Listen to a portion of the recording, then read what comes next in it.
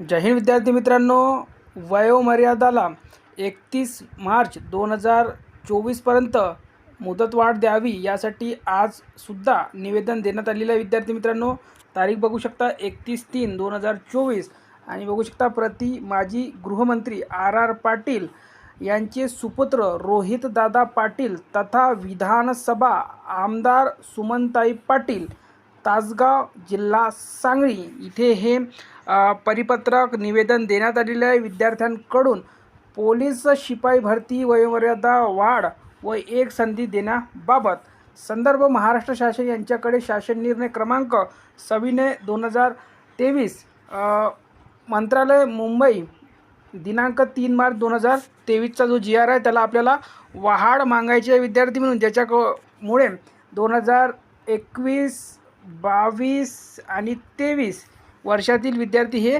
पात्र होतील आणि काही विद्यार्थी 24मध्ये सुद्धा अपात्र झालेले आहे ते सुद्धा पात्र होतील. तर पहा, शासन सेवेत सरळ सेवेने नियुक्तीसाठीच्या कमाल वयोमर्यादेत 31/12/2023 पर्यंत शिथिलता दिली, परंतु नंतर भरती प्रवेश प्रक्रिया न झाल्यामुळे 2 वर्षीय वयोमर्यादा वाढावी. सध्या महाराष्ट्र राज्यात 17,471 पोलीस शिपाई पदभरती सुरू आहे.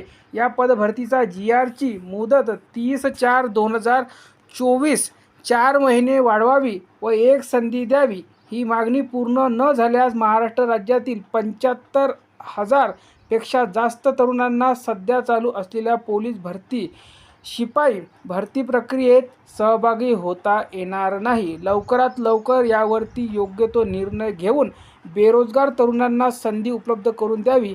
आपला विश्वासू पोलीस भरती करणारे सर्व विद्यार्थ्यांची इथे नाव बघू शकता. विद्यार्थी मित्रांनो, आपले नम्र विद्यार्थी सांगली जिल्हा राकेश विलास जाधव, श्रद्धा सचिन पद्मनाभ, सुभाष महादेव जाधव, पूजा अनिल माळी, मोनू निरंजन गोंड, कोमल सुखदेव गोलांडे, महादेव कृष्णा माने, अनुजा शामराव पाटील, रोहित राजाभाऊ साळुंखे, अमित आत्माराव मोटे, अमित कुमार नारायण सोनटक्के, सुरेश काशीनाथ लोखंडे, धीरज भास्कर मंडले, सागर अशोक गायकवाड हे तासगाव तालुक्यातील म्हणजे सांगली जिल्ह्यातील विद्यार्थ्यांनी पत्र दिलेलं आहे. विद्यार्थी मित्रांनो, निवेदन दिलेलं आहे आणि आपल्या चॅनलतर्फे सुद्धा एकच विनंती करण्यात येत आहे मायबाप सरकारला की एक संधी विद्यार्थ्यांना उपलब्ध करून देण्यात यावी, कारण की हा जो हक्क आहे हा त्यांचा हक्क आहे. विद्यार्थी मित्रांनो, तर यावर नक्कीच विचार केला जावा. सर्वांनी व्हिडिओ शेअर करा आणि जे विद्यार्थी घरी बसून वाट बघत आहे की वयोमर्यादा नक्की वाढेल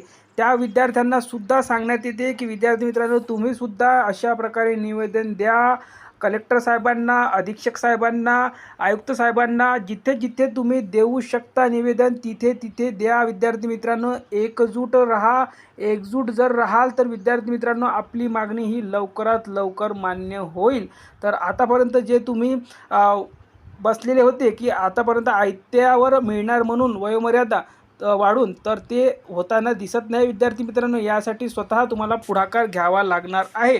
तर विद्यार्थी मित्रांनो, दुसऱ्याच्या भरोशावर न बसता सर्वांनी 2, 3, 4 जण मिळून निवेदन देण्याचं काम करा. विद्यार्थी मित्रांनो, धन्यवाद.